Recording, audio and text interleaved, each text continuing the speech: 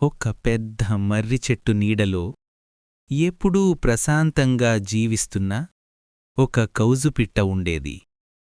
దాని చిన్న గూడే తనకు సర్వస్వం. కాని ఒకరోజు ఆహారం వెతుక్కుంటూ అది చాలా దూరం ఎగిరి వెళ్లాల్సి వచ్చింది నేను కాసేపట్లోనే తిరిగి వచ్చేస్తాను. అని అది మనసులో అనుకుంది. కాని ఆ కాసేపు ఎన్నో రోజులయ్యాయి. కౌజుపిట్ట గూటిలో లేని సమయంలో అక్కడికి ఒక కుందేలు వచ్చింది.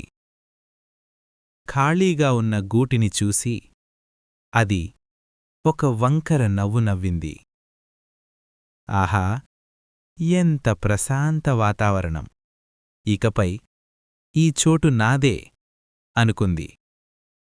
కొన్ని రోజుల తర్వాత ఆ పక్షి తిరిగి వచ్చింది. నా గూటిలో కుందేలా? తన గుండె ఒక్కసారిగా గట్టిగా కొట్టుకుంది. ఇది నా ఇల్లు, వెంటనే బయటకు వెళ్ళు. అని కోపంగా అరిచింది. కాని ఆ కుందేలు ప్రశాంతంగా ఇలా బదిలిచ్చింది. నువ్వే కదా దీన్ని వదిలేసి వెళ్ళిపోయావు. ఇప్పుడు ఇది నా సొంతం. సంఘర్షణ పెరిగింది. స్వరాలు గట్టిగా మారాయి. జంతువులు పక్షులన్నీ చుట్టూ గుమిగూడాయి. అందరూ చోద్యం చూసి చివరకు ఎవరూ తీర్పు చెప్పలేకపోయారు. వెళ్ళి ఒక సమర్థుడైన న్యాయమూర్తిని వెతకండి అని వారు సలహా ఇచ్చారు. వారొక సమర్థుడైన న్యాయమూర్తిని వెతుక్కుంటూ ప్రయాణం మొదలుపెట్టారు. దారిలో వారు ఎవరిని సంప్రదించినా సరే వారి సమస్యకు పరిష్కారం దొరకలేదు. అంతేకాకుండా వారి మధ్య మాటల యుద్ధం మరింత తీవ్రమైంది. అయితే వారికి తెలియకుండానే చెట్ల మధ్య దాక్కుని ఒక పెద్ద పిల్లి వారి గొడవ మొత్తాన్ని గమనించడం మొదలుపెట్టింది.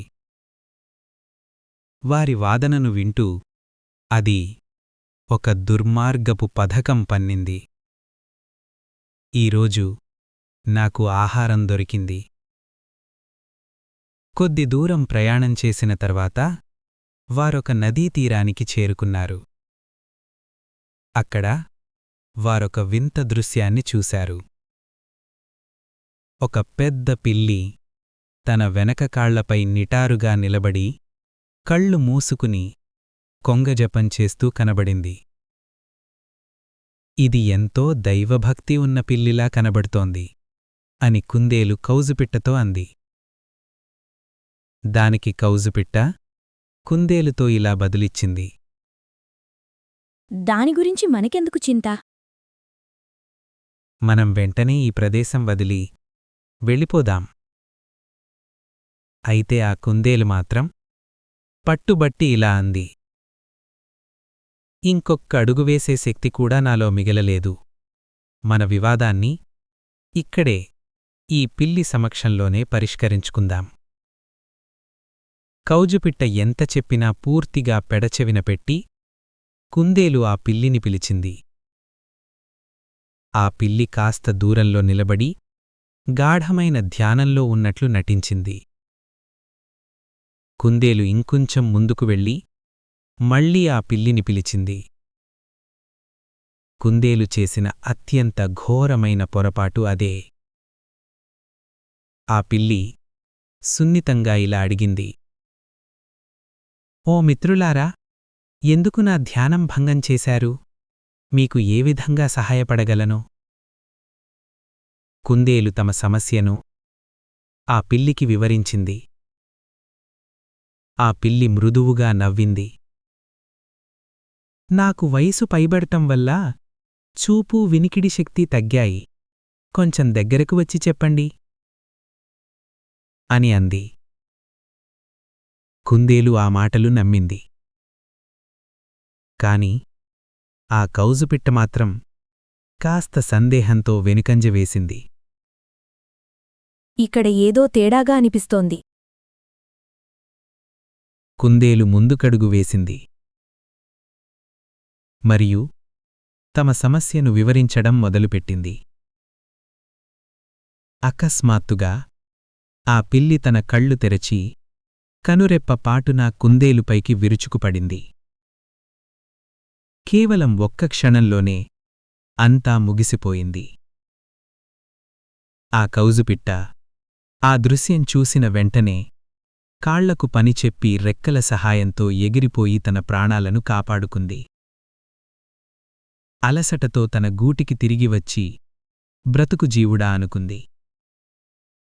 ఆ రోజు నుండి కౌజుపిట్ట ఆహారం కోసం దూర ప్రాంతాలకు వెళ్లడం మానేసింది. తనకు దగ్గరలో లభించే ఆహారంతోనే సంతృప్తి చెందుతూ తన జీవితాన్ని గడిపింది. ఎవరినైనా కేవలం వారి బాహ్యరూపం ఆధారంగా నమ్మకూడదు.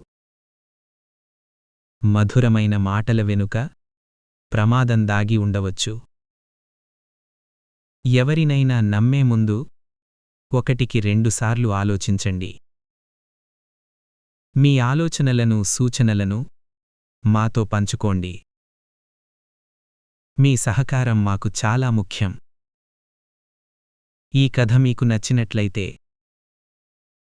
దయచేసి లైక్ చేయండి, కమెంట్ చేయండి మరియు మా పింక్ మూన్ ఛానల్కు సబ్స్క్రైబ్ చేసుకోండి.